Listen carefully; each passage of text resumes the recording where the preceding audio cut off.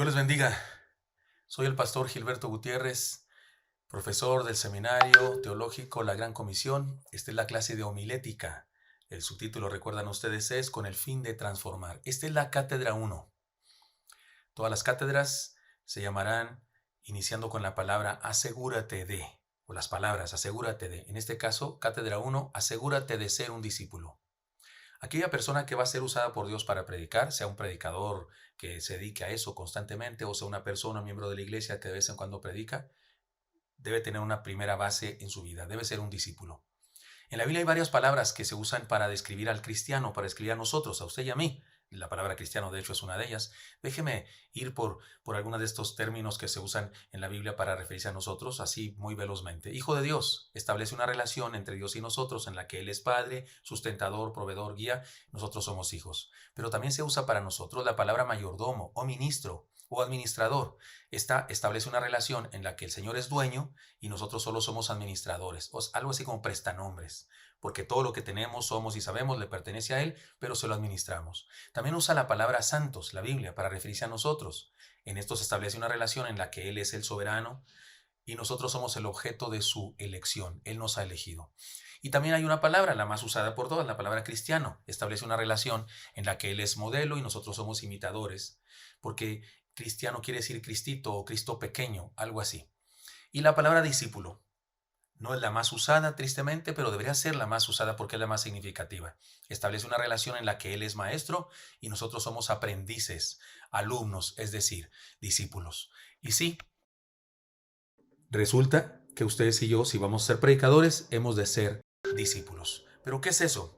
¿Qué es un discípulo? ¿Cómo podemos ejemplificarlo? Yo digo que discípulo en la cultura mexicana hay una palabra que ilustra perfectamente el discipulado, un chalán. En la albañilería hay un maestro o maestro, el que el que sabe hacer las cosas, casi es ingeniero, y su ayudante es un chalán. El discipulado es ser chalán, ser un ayudante de alguien, porque en la escuela tú aprendes lo que el maestro dice, lo que el maestro te enseña, lo que escribe ahí, pero en un chalán no solo aprende lo que el maestro dice, sino que el chalán aprende lo que el maestro hace y se convierte finalmente en alguien como el maestro. De hecho, de chalán hay que llegar a maestro, ¿no? O a maestro. Por eso digo que es la mejor palabra. Discípulo. Un predicador debe ser discípulo de Cristo y nada menos que eso, ¿no? Alguien que no es un discípulo de Jesús no debería atreverse a predicar. Y si alguien dice, yo sí me atreví, seguramente es porque eres un discípulo. No hay duda. Seguramente es porque tienes esa misión en la vida, ese deseo y ese llamado de Dios para predicar. Muy bien, en Marcos capítulo 3, versículos 7 al 19, encontramos a Jesús estableciendo a sus primeros discípulos, los 12 apóstoles. No significa que a todos los demás no nos llamó igual. Sí, a ellos los llamó en un momento crucial, en un momento significativo y en un momento muy especial para iniciar el cristianismo, pero lo que les pidió a ellos, lo que les demandó a ellos, nos demanda a nosotros también. Estudiemos el pasaje para tener un parámetro a la luz del cual podría evaluar nuestro discipulado. El pasaje dice así: Mas Jesús se retiró al mar con sus discípulos y le siguió gran multitud de Galilea y de Judea, de Jerusalén, de Idumea, del otro lado del Jordán y de los alrededores de Tiro y de Sidón, y oyendo cuán grandes cosas hacía, grandes multitudes vinieron a él y dijo a sus discípulos que le tuviesen siempre lista la barca a causa del gentío, para que no le oprimiesen, porque había sanado a muchos de manera que por tocarle cuantos tenían plagas caían sobre él, y los espíritus inmundos al verle se postraban delante de él y daban voces diciendo, tú eres el Hijo de Dios. Mas él le reprendía mucho para que no le descubriesen. Después subió al monte y llamó así a los que él quiso y vinieron a él, y estableció a 12 para que estuviesen con él y para enviarlos a predicar, y que tuviesen autoridad para sanar enfermedades y para echar fuera demonios. A Simón, a quien puso por sobrenombre Pedro, a Jacobo hijo de Zebedeo, y a Juan hermano de Jacobo, a quienes apellidó Boanerges, esto es, hijos del trueno. A Andrés, Felipe, Bartolomé, Mateo, Tomás, Jacobo, hijo de Alfeo, Tadeo, Simón el cananista y Judas Iscariote, el que le entregó, y vinieron a casa. Marcos 3, 7 al 19. Miren, le seguía una gran multitud, pero no parece que él estuviera conforme con eso.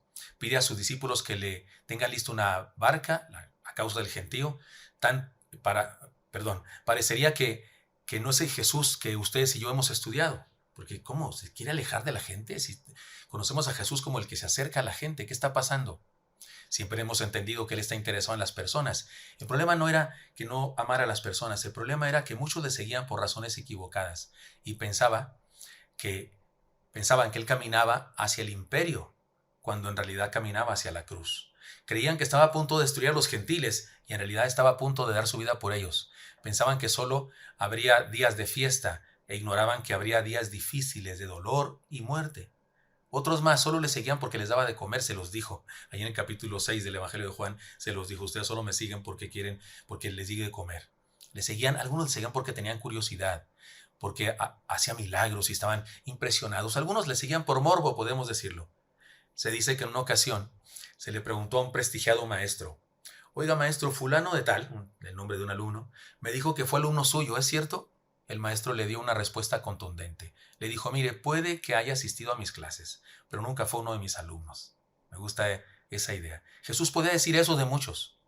Puede ser que me sigan, puede ser que vengan tras de mí, pero no son mis discípulos. Y entonces él decide llamar a algunos a seguirle de manera correcta.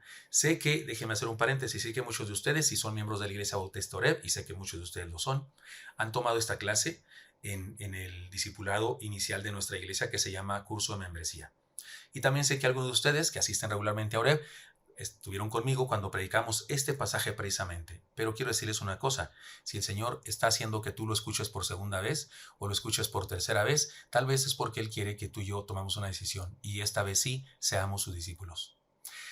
Esta es la idea que el Señor quiere manifestarnos en este pasaje. Hay diferentes maneras de seguirlo, pero solo una es de su agrado. Podemos decir que hay seguidores y seguidores. En el pasaje lo que está pasando es lo siguiente, el Señor está harto de que le sigamos de que le sigan de lejos. Voy a decir en segunda persona, que le sigan de lejos, que le sigan en medio de la multitud. Él desea por lo menos una docena de discípulos que le sigan de verdad, que le sigan de cerca, que le sigan de todo corazón. Y por eso Él decide escoger esa decena. Y a esos 12 les insta a ser discípulos verdaderos. Si los iba a usar para predicar, primero tenían que ser discípulos. He aquí la importancia de este estudio para esta clase de homilética. Si vamos a ser usados por el Señor para predicar, ya sea que seamos predicadores constantes con pastores, evangelistas, misioneros, y somos predicadores de todos los días, o ya sea que seamos miembros de la iglesia, que asistimos fielmente, pero que Dios nos usa para predicar, sea como sea, debemos ser discípulos antes que predicadores. Él se hizo de 12 discípulos para enviarlos a predicar. ¿Qué son las características? Vamos rápido con ellas. Número 1, vida devocional intensa, para que estuviesen con Él. Quería que le siguieran, pero no por razones democráticas o consensuales. El texto dice que escogió a 12 para que estuviesen con Él. Quería tener discípulos enamorados de Él y no comprometidos con el conglomerado. Hay gente que sigue a Jesús por el conglomerado. Hay gente que va a la iglesia porque hay muchos. Hay gente que va a los jóvenes porque hay muchos otros jóvenes y piensan que van a evangelizar con algunos de ellos. Hay que seguir a Jesús aunque nadie le siga. Hay que seguir a Jesús aunque no haya con quien evangelizar. O sea, no le seguimos por el conglomerado, le seguimos por quien es Él y yo le sigo personalmente, no solo en bola. Él sigue queriendo seguidores que pongan su mirada en Él y no en la muchedumbre. Como dice el dicho por ahí, ¿a dónde va la gente? A dónde va Vicente. ¿Y dónde va Vicente? Pues ¿para dónde va la gente? Digamos que, de acuerdo al dicho popular, quería garbanzos de a libra. Seguidores que resaltasen, que fueran contraste en medio de la multitud. Porque en este mundo hay mucha gente que hace las cosas así en bola, por consenso, por democracia. Sigámosle de cerca personalmente. Esta es la primera característica de un discípulo de Jesús, alguien que está cerca, alguien que tiene una vida devocional intensa. Porque dijo para que estuviesen con Él, los escogió para que estuviesen con Él. Antes de estar con la palabra, antes de estar con la iglesia, antes de estar con un inconverso para predicarle, hay que estar con Él, con Jesús, un buen rato, hablando con Él, confesando nuestros pecados, diciéndole cuánto lo amamos, diciendo cuánto lo adoramos, leyendo su palabra para escuchar su voz que nos habla, a solas, Él y yo, solitos. Hay gente que solo le canta a Dios cuando está en el culto. Es solo cuando canta. Yo digo, no se vale cantarle al Señor a solas. No se vale. Yo sí le canto a mi esposa a solas de vez en cuando, especialmente en cumpleaños o no sé, en nuestro aniversario o así. No se vale cantarle al Señor también. Hay gente que solo le canta a Dios cuando lo están viendo. Hay gente que solo canta porque te están viendo porque parece que no le está cantando a Dios. Quiere presumirse, quiere ser protagonista de la historia. Pero sé protagonista de tu vida devocional también, mi hermano. No se puede ser un predicador sin tener una vida devocional significativa.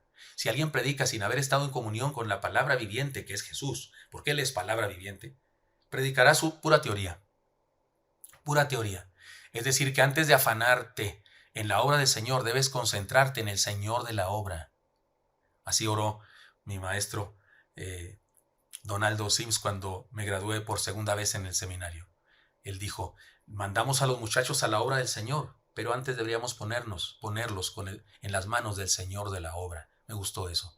Vida devocional intensa. No se puede ser predicador, no importa si tomas esta clase y voy a enseñarte qué hacer el día lunes o el día que sea. Abres la Biblia, oras al Señor, tienes un comentario bíblico, la lees la Biblia en otra versión de todo lo que voy a decir.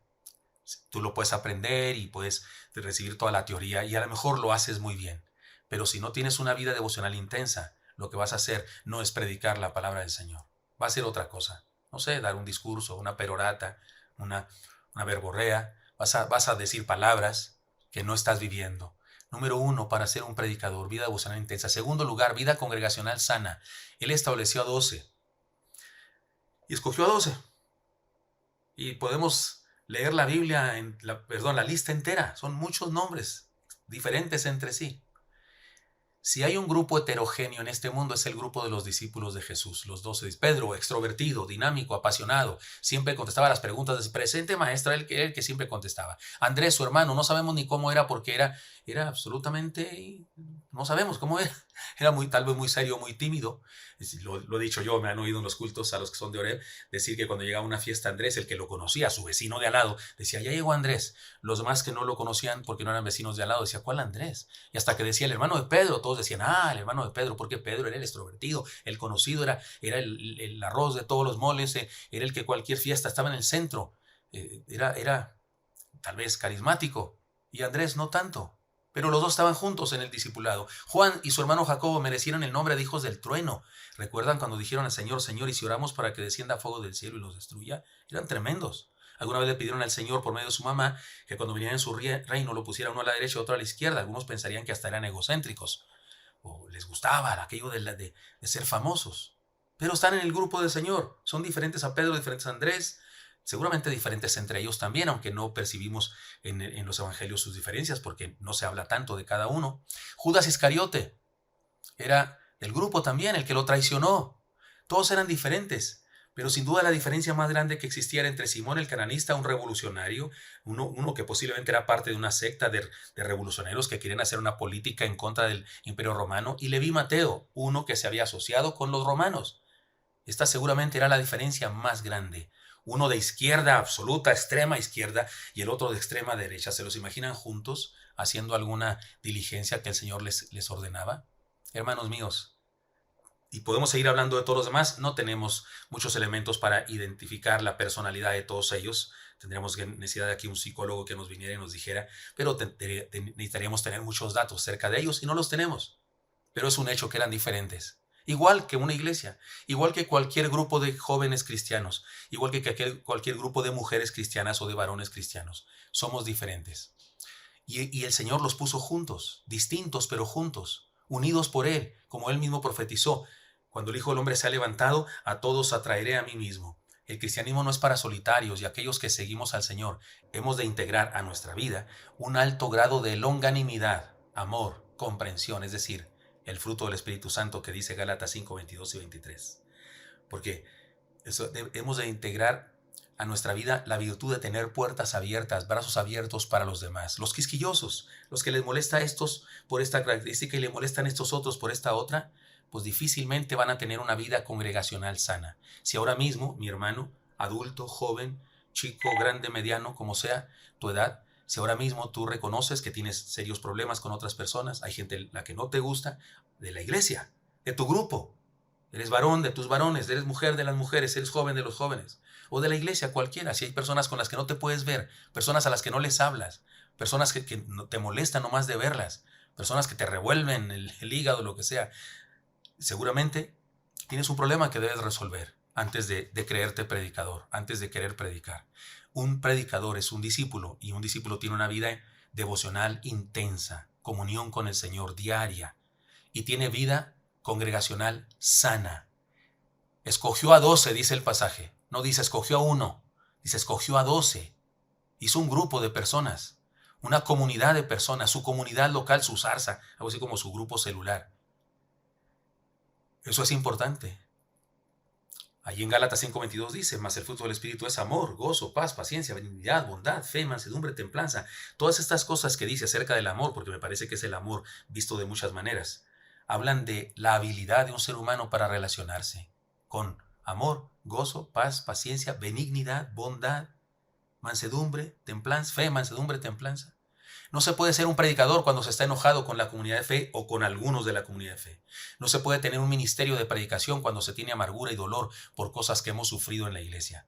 Las diferencias en el reino de Cristo no son desgracias, son precisamente la riqueza, y un predicador debe saber manejarlas con sabiduría en sus relaciones interpersonales. Porque sí, hay gente diferente a nosotros, pero eso es lo maravilloso.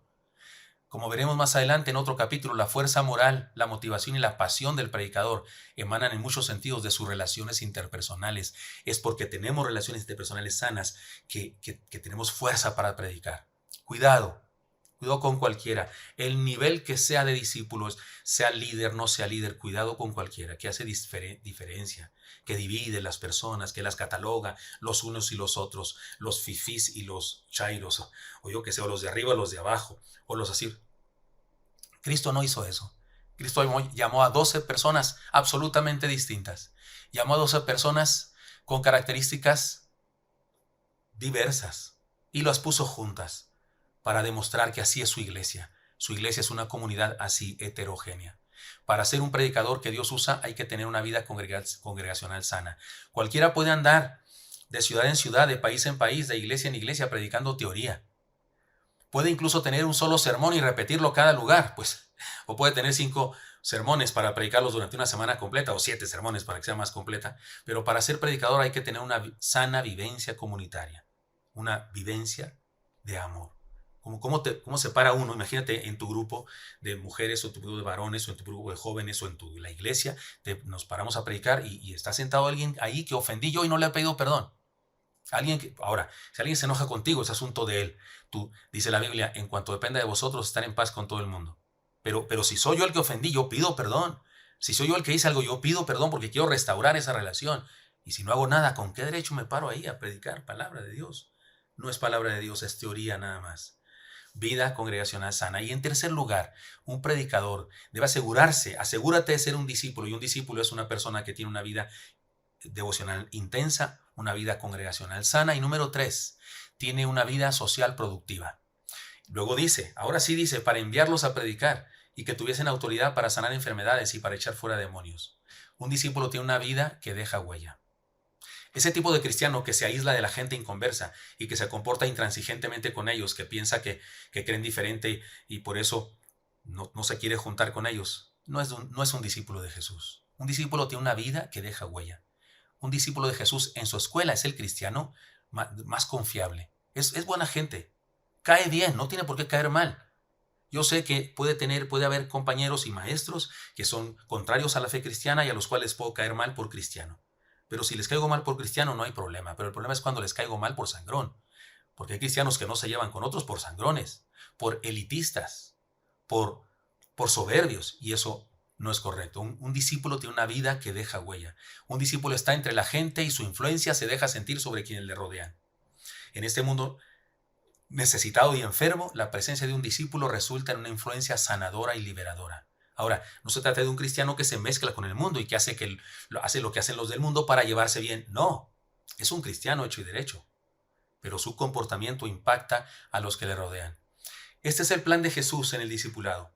Gente que está en comunión íntima con Él, vida devocional intensa, que vive sanamente la fe en comunidad, vida congregacional sana, y también resultan agentes de cambio en donde quiera que se encuentren. Allá fuera del templo resultan agentes de cambio, es decir, vida social productiva.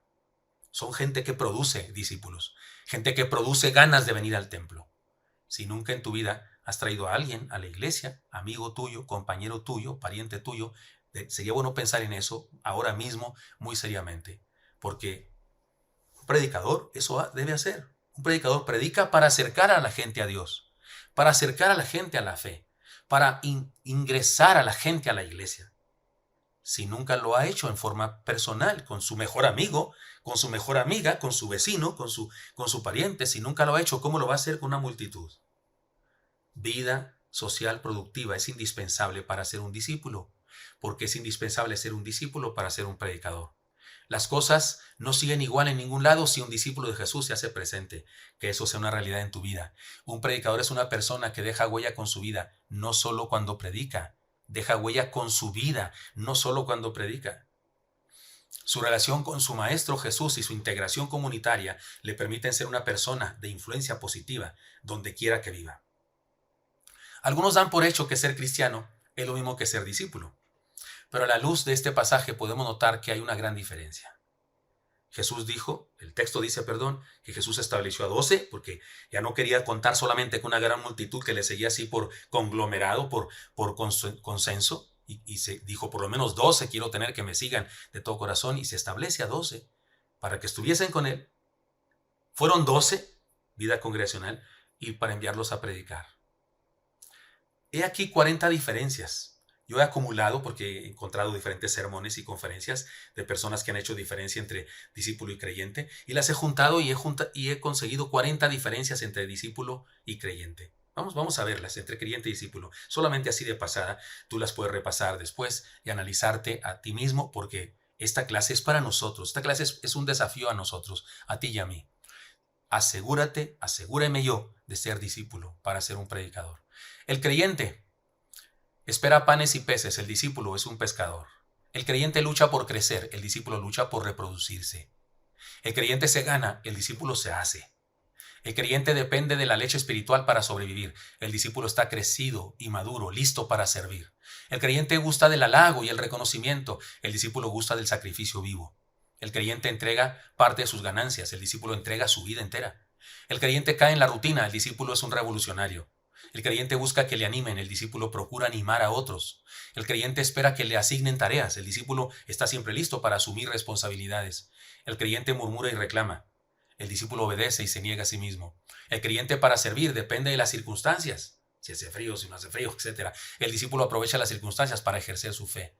El creyente reclama que le visiten. El discípulo visita. El creyente busca en la Biblia promesas para su vida. El discípulo busca vida para cumplir las promesas bíblicas en su vida. El creyente es yo, para que le den y le sirvan. El discípulo es ellos, para servir y dar. El creyente se sienta para adorar. El discípulo anda adorando todo el día. El creyente pertenece a una institución. El discípulo es una institución él mismo.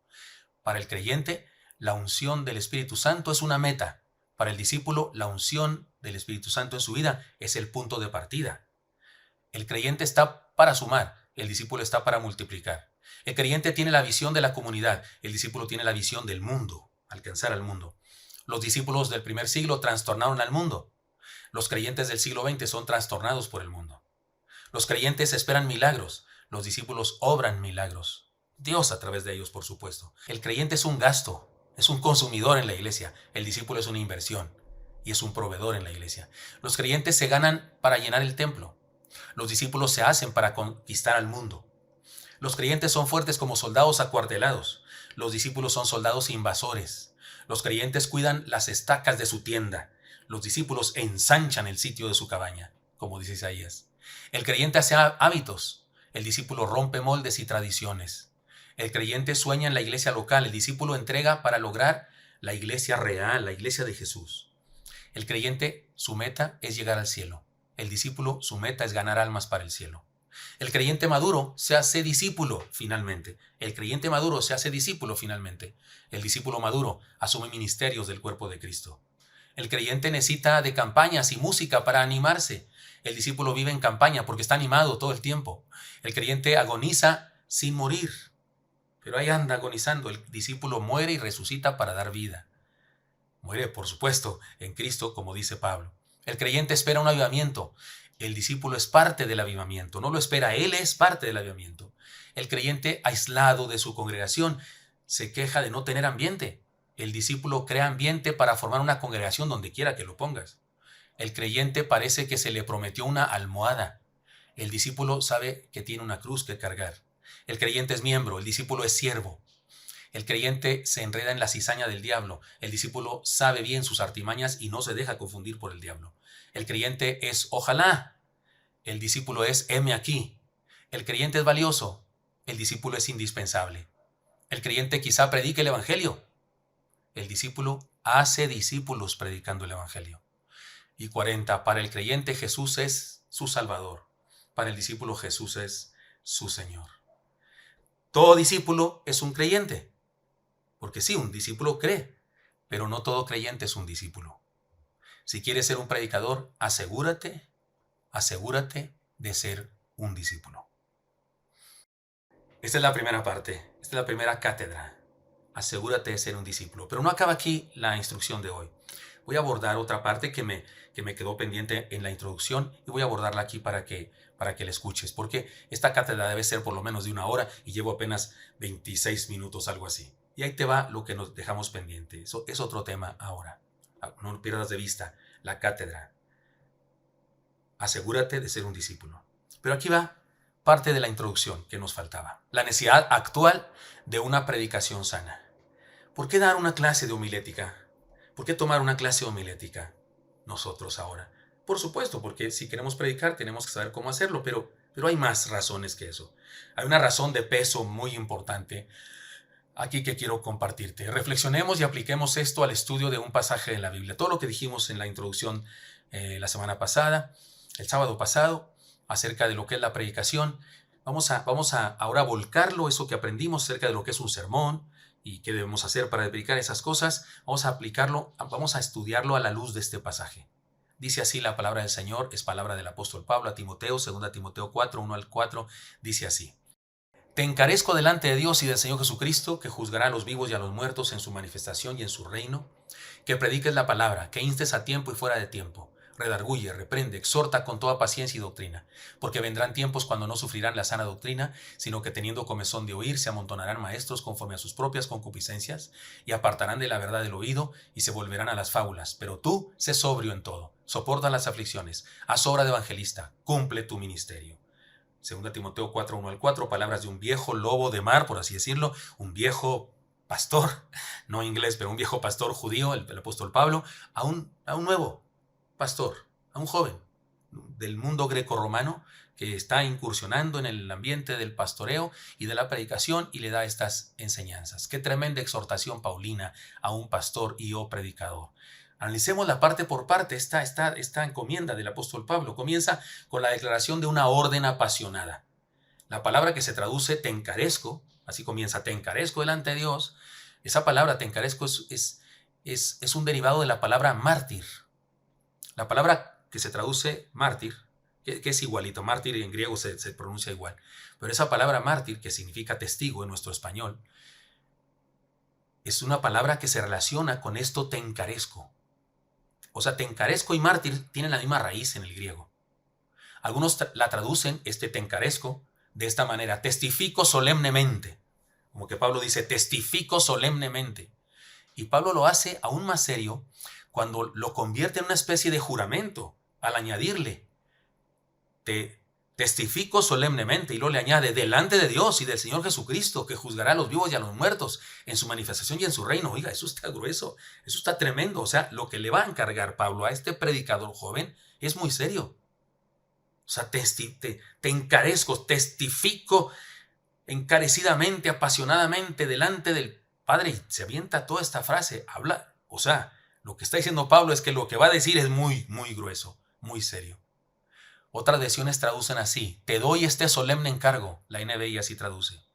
La traducción del lenguaje actual traduce así, por eso pongo a Dios y a Jesucristo por testigo de lo que te ordeno. Definitivamente se trata de una orden apostólica muy seria. Está clarísimo que esto, que prediques la palabra, es muy serio. Es inevitable que yo diga esto en la introducción de nuestra clase. Perdónenme, no podía pasar esto. Ya no lo vimos el sábado pasado, ya no lo vemos. No, esto es fundamental. O sea, si ustedes y yo vamos a estudiar la homilética porque vamos a hacer, que ya somos predicadores, o queremos ser mejores predicadores, o queremos comenzar a ser predicadores, necesitamos entender esto. Y aquí el apóstol Pablo le dice a un joven predicador que lo que va a decirle es muy importante, que si de veras va a ser un predicador, además de que debe ser un discípulo, y ya dijimos las cosas que es un discípulo, debe entender lo que significa la tarea. Sigue diciendo el apóstol Pablo, después de esta expresión, sigue con la expresión específica de la orden. Le dice, te encarezco, y todo esto que dijimos que significa, y ahora le dice, que prediques la palabra. Oiga, perdónenme, ¿Cómo iniciar una clase de predicación sin este pasaje? Aquí vemos al apóstol, al más famoso de los apóstoles del Nuevo Testamento, no de los 12 que anduvieron con Jesús, sino de los que, porque Pablo es un apóstol que vino después, de los escritores del Nuevo Testamento. Pablo escribió más que cualquier otro escritor del Nuevo Testamento. 13 cartas, nada más y nada menos, casi la mitad del Nuevo Testamento. Y este personaje le dice a un predicador que como tú y como yo queremos ser predicadores, le dice, te encarezco, y lo dice, que prediques la palabra. Esto es muy claro, no hace falta explicación. Después aclara algunas cosas que debe hacerse con la palabra, porque está claro que prediques la palabra. Ahora, Pablo no se queda ahí, porque Pablo entiende que igual en aquella época como en la nuestra, decirle a alguien que predique la palabra, cualquier predicador va a decir, pues claro, es lo que yo predico, ¿qué te pasa? Pues ¿qué crees que predico? La palabra. El problema es que algunos dicen que predican la palabra y no predican la palabra. Y el apóstol Pablo aquí le dice algunas cosas para garantizar que de veras predique la palabra. Después entonces aclara algunas cosas que debe hacer con la palabra. Dice que instes a tiempo y fuera de tiempo. Redarguye, reprende, exhorta. Estas cosas son importantes, valdría la pena analizarlas una por una, pero no tengo tiempo en esta cátedra ahora. Además, durante el proceso de que aprendamos a predicar, aprenderemos estas cosas, pero no pierdas de vista estas cosas tan importantes, que instes a tiempo, es decir, como motivación, instigar a alguien a hacer, que redarguye, reprende, exhorta. También le instruye en el perfil de su predicación, de la palabra, cómo debe ser la palabra, cómo debe hacerlo.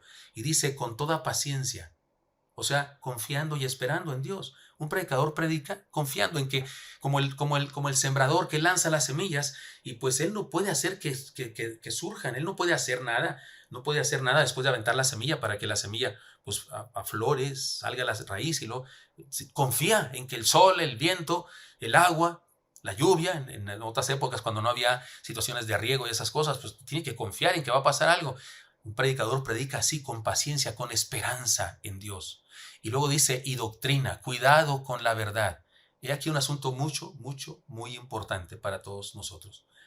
El día de hoy hay una crisis terrible en la predicación, porque se predica en muchos lugares una predicación sin doctrina sana. De hecho, no es predicación, son discursos, son mensajes de superación personal, son discursos moralistas o discursos legalistas, o incluso en ocasiones discursos esotéricos. Discursos esotéricos, como esas personas que hablan del poder que tienes. Y si lo puedes imaginar, lo puedes lograr. Si lo declaras, sucederá. Eso es esoterismo, no es cristianismo. Los seres humanos no tenemos poder para hacer cosas.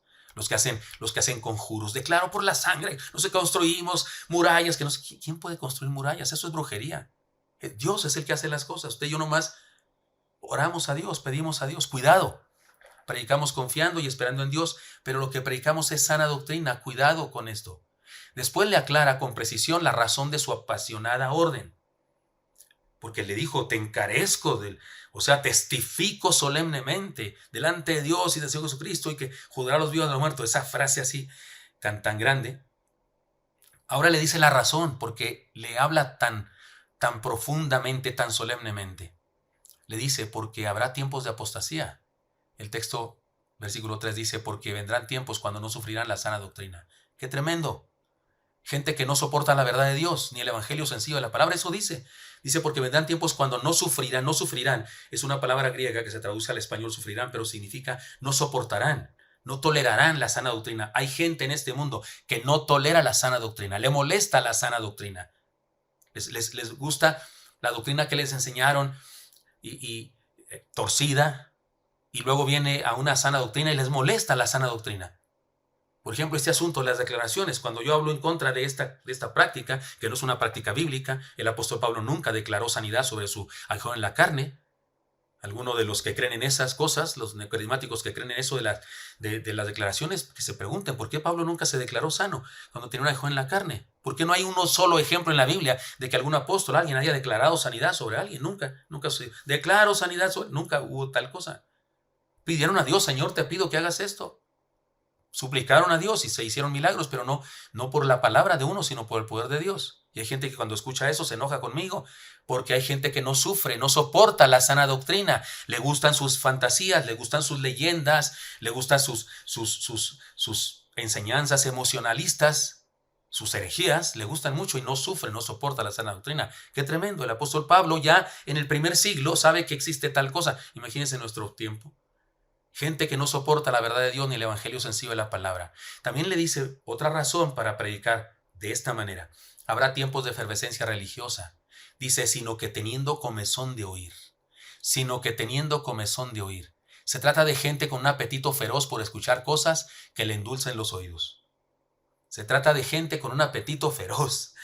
El día de hoy estamos viviendo un tiempo así, la gente quiere conocer cosas. ¿No se han dado cuenta que están creciendo mucho algunos cultos, algunos ritos nuevos? Por ejemplo, la religión o la secta de la Santa Muerte ha crecido muchísimo en nuestro país, muchísimo en toda Latinoamérica. Está creciendo por todas partes. Algo tan terrible, tan claramente perverso, del mal, de las tinieblas. Adorar a la muerte, adorar a la Santa Muerte, le llaman Calaca y la Bella y la Catrín, no sé qué. Y hay gente adorando eso. Hay gente que, más bien la gente tiene ganas de creer en algo. Ha dejado de creer en su gobierno, ha dejado de creer en la moral, ha dejado de creer en la ciencia, ha dejado de creer en su religión que le enseñaron de niño y se volcan a buscar cosas y ritos o cultos o religiones orientales han resucitado acá entre nosotros. Y ahora hay gente acá diciendo que creen en esto y aquello. Teniendo comezón de oír. Dice Pablo, por eso dice, hay que predicar. Apasionadamente le dice, y le dice que debe predicar con paciencia, pero también con sana doctrina. Y luego le dice, ¿por qué? Porque hay problemas de eso. Y luego le dice también que surgirán mercaderes de la religión. Se amontonarán maestros conforme a sus propias concupiscencias. Ojo, porque aquí la redacción, algunas personas la interpretan equivocadamente. Se amontonarán maestros conforme a sus propias concupiscencias. Pudiera entenderse en español, así da la impresión de que las propias concupiscencias serían de los maestros, porque es el sujeto anterior, pero en el griego está redactado de una manera que se entiende que las concupiscencias son de la gente que está mencionada. Esa gente que no soportará la sana doctrina tendrá la dicha, por así decirlo, aunque es negativo, de que va a haber maestros que le van a dar satisfacción a sus, ya que no soportan la sana doctrina, entonces le van a dar satisfacción a las herejías que quieren escuchar, a las mentiras que quieren escuchar.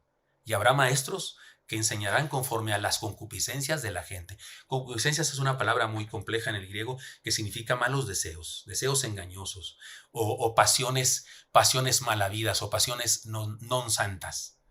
Y resulta que lo que está diciendo Pablo aquí es que a esa gente que no soporta la sana doctrina, esa gente que anda buscando otras cosas que creer, va a tener la posibilidad de encontrar maestros que le quieran satisfacer, que le quieran endulzar el oído, que le quieran hablar conforme a lo que quieren escuchar. Tristemente, esta gente encontrará esas opciones de maestros que surgirán para satisfacer sus apetitos emocionales, sentimentales y de orgullo intelectual. Incluso, dice el apóstol Pablo, otra razón por la que le insta a predicar como debe predicarse, le dice porque surgirán falsos evangelios. No solo falsos maestros, sino, esto es lo peor, falsos evangelios. Y apartarán de la verdad el oído y se volverán a las fábulas. Fábulas son los falsos evangelios.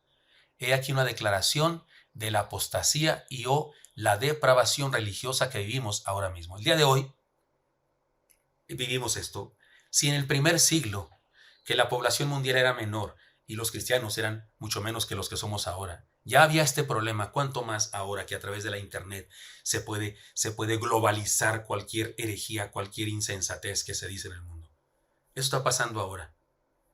Y esto es una realidad en nuestro mundo religioso incluso. No busquemos falsos evangelios afuera, ya en el mundo. No, los falsos evangelios están en las iglesias. Los falsos evangelios están metidos en las actividades cristianas. En los canales cristianos está lleno de falsos evangelios. La música, la farándula de la música cristiana está llena de falsos evangelios. Montones de canciones que se tocan en algunas iglesias y por supuesto en la televisión y en la radio y en las redes sociales de cristianos son falsas doctrinas que se comparten. Por último, una exhortación a ser fiel a la palabra y no caer en la tentación de las modas, le dice el apóstol Pablo a Timoteo. Es tan claro y tan pertinente para nosotros el día de hoy que podemos ponerle nombre a estas solicitudes de Pablo. Miren cómo se las dice, porque estoy analizando el texto parte por parte, ya lo notaron, ¿verdad? Sí, espero que lo tengan allí ustedes leyendo en su Biblia también. El texto dice, pero tú sé sobrio. Sobrio, ¿qué es sobrio? Lo correcto, lo contrario de borracho, lo contrario de estar alocado, lo contrario de estar eufórico. Hay gente, ¿no?, que se emborracha de emoción, o se emborracha de tequila, o se droga. Sobrio sería estar en tus 5 sentidos. O sea, pero tú sé sobrio, como si le dijera, no te aloques, no te aloques, no inventes. No inventes unciones, no inventes borracheras espirituales, no inventes ritos y herejías. En este mundo hay gente inventando todas estas cosas. Hay gente que no es sobria. En este mundo hay comunidades que no son sobrias y se la pasan inventando borracheras espirituales, ritos, herejías, supuestas lenguas angelicales y qué sé yo. En el Nuevo Testamento se habla 3 veces de personas llevando a cabo el milagro de las diversos géneros de lenguas. Y en los 3 casos el problema es que las personas no se podían entender porque eran de diferentes nacionalidades. Y el milagro consistió en que personas que no se podían entender porque tenían diferentes idiomas, se entendieron. El día de hoy algunos practican una cosa, un fenómeno, en donde están puras personas que sí se pueden entender. Todos hablan el mismo idioma y de repente ya nadie se puede entender porque todos están balbuceando y haciendo ruidos. Sé sobrio, nos dice Pablo, sé sobrio, no te aloques. No inventes milagros que no son milagros. No inventes unciones, borracheras espirituales, ritos ni herejías. Aquí la predicación es fundamental. Predicar sana doctrina es fundamental por lo que está pasando en nuestro momento histórico. Pero tú sé sobrio, le dice. Y luego le dice, soporta las aflicciones. No pares de sufrir. Soporta las aflicciones, por favor. Le dice, no pares de sufrir. Mejor sufre con propósito. Que el dinero no sea tu motivación, no caigas en la tentación de un falso evangelio de la prosperidad. No solo los que dicen para de sufrir enseñan ese falso evangelio. Algunos de los falsos profetas que son famosos el día de hoy enseñan un falso evangelio y dicen, no, es que Dios quiere tu prosperidad, es que el Señor quiere bendecirte y el Señor no sé qué. Sí, sí quiere bendecirme, ya me bendijo, de hecho, soy salvo. Tengo promesa de vida eterna. ¿Qué más salvo puedo ser? ¿Qué más bendecido puedo tener? Puedo estar. No necesito un carro último modelo para saber que estoy bendecido. Ya soy bendecido por Cristo. Así es que, y Él dijo, en el mundo tendréis aflicción, pero confiad, yo he vencido al mundo. La bendición es que estoy con Él y puedo confiar. La bendición no es que no tendré tribulaciones, al contrario, tendré tribulaciones. Él lo profetiza, pero hay quienes están enseñando al revés. Y luego dice, haz obra de evangelista. Evangeliza a las personas, se evangeliza a las personas inconversas. Hay quienes no evangelizan a los inconversos, andan buscando fans. No buscan conversiones, buscan público. No buscan discípulos, buscan parroquianos. La idea aquí es que, le decía a Timoteo, no robes ovejas de otras comunidades ofreciéndoles nuevas experiencias. Siembra iglesias con tu esfuerzo, gana tus propias ovejas, evangeliza tus propias ovejas. No andes robándole a otro. Haz obra de evangelista. El que predica también evangeliza. Y luego le dice finalmente, cumple tu ministerio. Cumple con aquello para lo que Dios te llamó y no escuches el cántico de las sirenas de un evangelio mundanalizado. Nunca antes este pasaje de Pablo a Timoteo había tenido tanto sentido como para la iglesia de hoy. Por eso, perdónenme, no podía yo seguir adelante con la clase y decirles todas las otras cosas que voy a enseñar acerca de la homilética sin este pasaje introductorio para nuestra tarea. En resumen, nos ayuda a estructurar una buena definición de la predicación. He aquí, ¿se acuerdan que les dije que iba a dar en el camino varias otras definiciones de predicación? Yo aquí tengo una definición más amplia. ¿Qué es la predicación? Es la proclamación clara y pertinente del mensaje cristocéntrico de la palabra de Dios.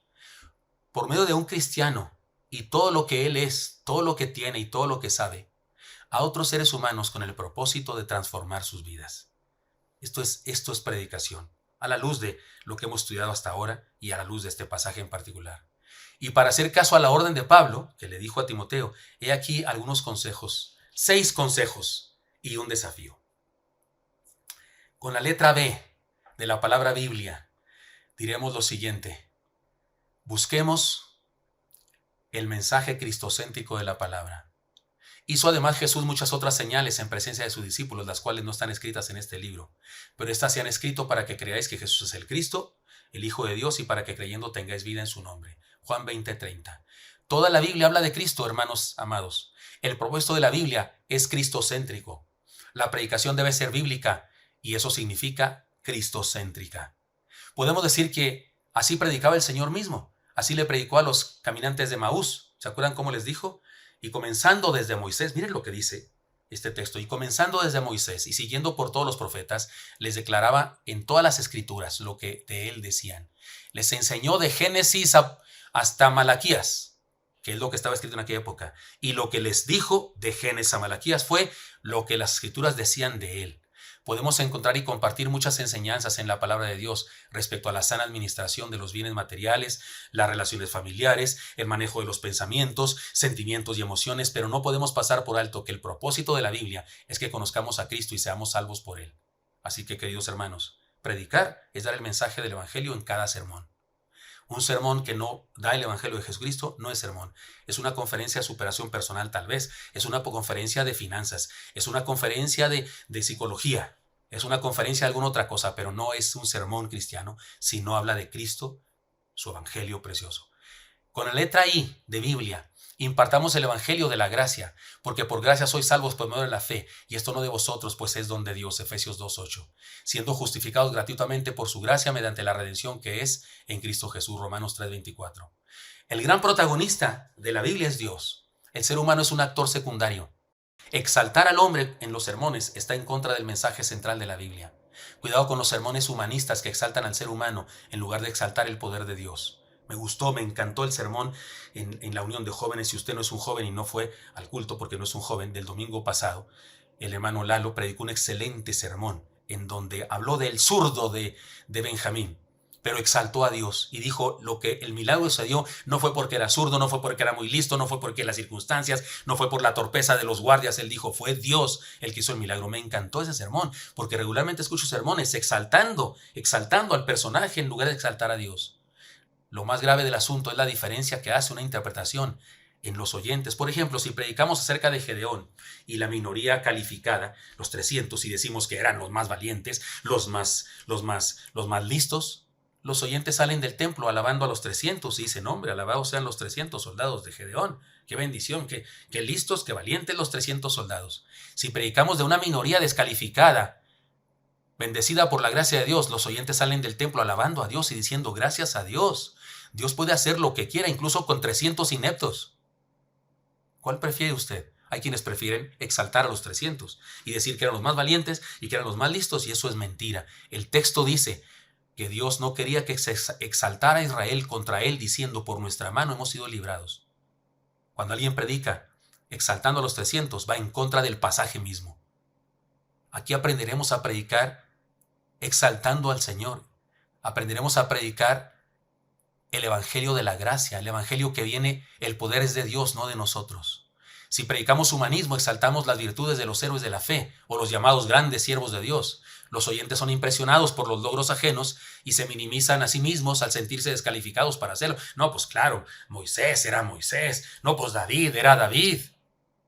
Si predicamos la gracia exaltando a Dios, ejemplificando las cosas extraordinarias que ha hecho con gente ordinaria, los oyentes salen y se sentirán motivados a seguir su ejemplo de fe y a confiar en Dios. Si Dios hizo lo que hizo con David, uno que terminó siendo adúltero y asesino y no sé qué, si Dios hizo algo con él, que si era pecador, también va a poder hacer algo conmigo. Que también soy pecador, pero que alguien podría hasta decir, a lo mejor no tanto como David. Es decir, cuidado con predicar, con exaltar al humano en vez de predicar la gracia de Dios sobre el humano. Predicar es exaltar la gracia de Dios, no al hombre. La letra B de Biblia, la segunda B de Biblia. Bajemos el mensaje celestial a la tierra, y leían en el libro de la ley de Dios claramente y ponían el sentido de modo que entendían la lectura, Nehemías 8:8. También este texto de Hechos. Entonces Felipe, abriendo su boca y comenzando desde esta escritura, le anunció el Evangelio de Jesús. La estrategia fundamental de la predicación es hacer sencilla la Biblia. Por eso digo, bajar del cielo a la tierra la enseñanza. La Biblia es el registro escrito de la revelación de Dios. La Biblia es Dios hablando a los hombres para cumplir su propósito. Es fundamental que el ser humano la conozca, la entienda, la acepte, la viva y la comparta. Predicar filosofía, moralismo, humanismo, etc., va en contra del carácter, del propósito de la predicación de la Biblia. Un ejemplo del Antiguo Testamento, ya dijimos algunos del Nuevo. Y se juntó todo el pueblo como un solo hombre en la plaza que está delante de la puerta de las aguas, y dijeron a Esdras el escriba que trajese el libro de la ley de Moisés, la cual Jehová había dado a Israel, y el sacerdote Esdras trajo la ley de delante de la congregación, así de hombres como de mujeres y de todos los que podían entender el primer día del mes séptimo, y leyó en el libro delante de la plaza que estaba delante de la puerta de las aguas, desde el alba hasta el mediodía, en presencia de hombres y mujeres, y todos los que podían entender, y los oídos de todo el pueblo estaban atentos al libro de la ley, y leían en el libro de la ley de Dios claramente, y vea lo que dice después, y ponían el sentido de modo que entendiesen la lectura. O sea, como dijimos aquí, bajemos el mensaje celestial a la tierra. Ponían sentido a la lectura. Debemos hacer que la palabra tenga sentido para la gente. Debemos hacer significativo el mensaje para los oyentes. Debemos traducir al lenguaje común la revelación de Dios. Debemos aplicar a los oyentes del presente un mensaje del pasado.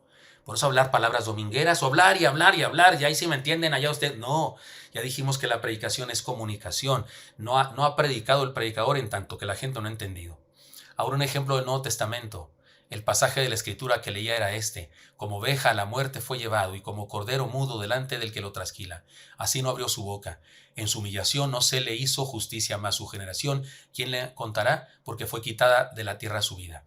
Respondiendo el eunuco dijo a Felipe: te ruego que me digas, ¿de quién dice el profeta esto? ¿De sí mismo o de algún otro? Entonces Felipe, abriendo su boca, y aquí viene la frase importante, y comenzando desde esta escritura, le anunció el evangelio de Jesús. Hechos 8, 32 al 35. He aquí el propósito más alto del trabajo de un predicador. He aquí cómo podemos definir su propósito de un predicador. Ayudar al ser humano a saber quién es el Señor. Ayudar al ser humano a conocer a Dios personalmente. Ayudar al ser humano a experimentar a Dios de primera mano. Ayudar al ser humano a saciar las necesidades espirituales que solo Dios puede suplir. Predicar es hacer sencilla de entender la verdad divina. Letra L de la palabra Biblia. Liberemos la poderosa enseñanza de la palabra. Así será mi palabra que sale de mi boca. No volverá a mí vacía, sino que hará lo que yo quiero. Y será prosperada en aquello para lo que la envié. Dios dijo eso de su palabra. Su palabra, cuando se expone de verdad. Si expones la palabra de Dios, la palabra hace su labor. Si expones otra cosa, pues quién sabe. Pero si exponemos la palabra del Señor, Dios promete que dará fruto. Enseñémosla y dejemos que cumpla su propósito. No tenemos que forzarla para que diga lo que queremos que diga.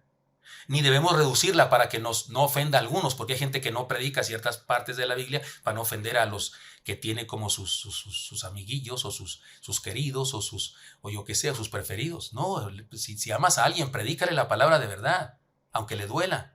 Mucho menos debemos revolverla, o mezclarla con la filosofía mundana del momento para que sea bien recibida. No la mezcles con ideologías. Prediquemos la verdad tal cual es. No intentemos adornarla para que sea apreciada por razones equivocadas. Predicar es decir lo que Dios dice. Letra I, la última I. Inspiremos a otros a integrarla a sus vidas. En el principio ya existía la palabra estaba con Dios y Dios mismo era la palabra, dice Juan 1:1. Santificados en tu verdad, santifícalos en tu verdad, tu palabra es verdad, dice Juan 17:17. Hijitos míos, por quienes vuelvo a sufrir dolores de parto, hasta que Cristo sea formado en vosotros, Gálatas 4:19. O sea, inspiremos a otros, con la predicación por supuesto, a integrar la palabra a sus vidas. Alcancemos a todo el mundo, compartamos todo el mensaje, compartámoslo con todo lo que podamos, prediquemos dando a luz vida, como dice Pablo. He vuelto a sentir dolores de parto por vosotros. Predicar es formar a Cristo, que es la palabra, en otras vidas. No predicamos para que me vean qué bueno soy predicador. No predicamos para que digan, qué lindo. No predicamos para que al final nos digan, qué bonito dijiste la palabra Mesopotamia. No. Predicamos para dar a luz vida, para que vidas sean transformadas, para que personas tomen la palabra y la comiencen a vivir. Es el propósito final de la predicación. Y por último, la palabra Biblia. La última, aceptemos el desafío de vivirla. Al que oye mis palabras y no las guarda, yo no le juzgo, porque no he venido a juzgar al mundo, sino a salvar al mundo. El que me rechaza y no recibe mis palabras, tiene quien le juzgue. La palabra que he hablado, ella le juzgará en el día postrero, porque yo no he hablado por mi propia cuenta. El Padre que me envió, Él me dio mandamiento de lo que he de decir y de lo que he de hablar, y sé que su mandamiento es vida eterna. Así pues, lo que yo hablo, lo hablo como el Padre me lo ha dicho. Qué palabras tan hermosas de Jesús en su compromiso de predicador. Esto está en Juan 12, 47 al 50. Hermanos míos, el desafío a vivir la palabra de Dios, especialmente en este tiempo, Es un reto a rechazar al mundo. Cuando recibimos la palabra, algo hemos de rechazar. Y un predicador, él mismo aplica la palabra a su vida. Y cuando la predica con esa intención como Jesús lo hizo. La palabra desafía a los seres humanos. La palabra pone a los seres humanos ¿qué escoges? Una disyuntiva. El bien o el mal. Hagamos una lista de los cánticos de la sirena que nos rodean en el mundo en que vivimos. Cuidado con la moda y de la industria de la predicación. Cuidado con el mercantilismo de la predicación. Vivimos en una cultura de consumo. Mucha gente consume sermones o consume predicadores. No escucha la palabra, consume predicadores. Le importa no el mensaje, sino el estilo del lenguaje, el aspecto del predicador, las emociones que provoca, los atractivos performance. Y le impacta mucho el mensaje de algunas personas. No, hombre, es que hay un predicador. El templo es enorme, es bellísimo. Cuando está predicando se ve el escenario fantástico. ¿Eso es lo que importa de una predicación? No. Hay personas que hacen muy atractivo el momento, pero no necesariamente la palabra. Hay quienes lo hacen tan atractivo, están tan enfocados en hacerlo atractivo que no están enfocados en la palabra, y lo que predican no es la palabra.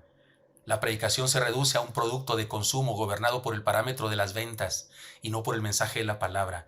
Un predicador que se hace muy famoso en las redes es sospechoso, porque el día de hoy lo fino no es lo más famoso, lo fino no es lo más popular. El día de hoy lo corriente es lo más popular. Cosas negativas y malas son populares. Y cosas santas y buenas no son populares. Entonces es que cuidado. Si alguien es muy famoso, es sospechoso. Porque la Biblia dice que las multitudes no soportarán la sana doctrina y que andarán buscando quién les hable. Eso dice la palabra. Así que si las multitudes te aplauden como predicador, está sospechoso, analiza tu predicación. La pasión por el reconocimiento de los predicadores. Vivimos en un mundo apasionado por los likes. Eso nos ha hecho competir por los likes. Las redes sociales y la posibilidad de lo masivo pone una tentación seria a los predicadores. Se puede predicar por razones inadecuadas, por popularidad, por gloria, por likes, por dinero, por poder. Otro problema, otro cántico de las sirenas. La competencia por la trascendencia terrena. Se puede caer en la tentación de entrar en una dinámica de oferta y demanda y abandonar la vocación de la predicación por la gloria y la trascendencia. Hay predicadores que han comenzado a predicar sermones consumibles, sermones que sean atractivos para que se consuman, y envuelven los mensajes con material consumible. Dirigen la preparación de los sermones basados en las mejores estrategias para provocar consumo y dejan en segundo o último lugar el propósito inviolable, incambiable, insustituible de la predicación: la transformación de los oyentes. Cuidado, queridos hermanos, este es el problema. Este es el problema que nos envuelve. Por eso, esta última letra de la palabra Biblia que dijimos, la Biblia, aceptemos el desafío de vivirla y prediquemos. Y si vamos a predicar, ustedes y yo estamos aquí preparándonos para ser predicadores, necesitamos entender esto. ¿Saben qué? Les comparto un testimonio. Soy predicador de una época en la que no había redes sociales, no había celulares. Yo soy de la mitad del siglo pasado. Mis amigos y yo, recién convertidos a los 17 años por ahí, antes de cumplir 19, que fue cuando fui al seminario, predicamos en los camiones, en los parques, en un arroyo, a dos drogadictos debajo de un foco en una noche calurosa de Chihuahua, en los parques, en las plazas.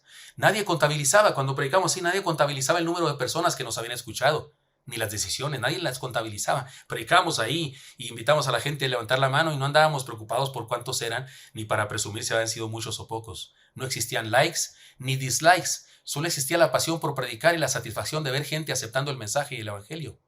Era necesario predicar con la misma pasión a un par de drogadictos ahí en un bajo puente que a una multitud rodeándote en una plaza.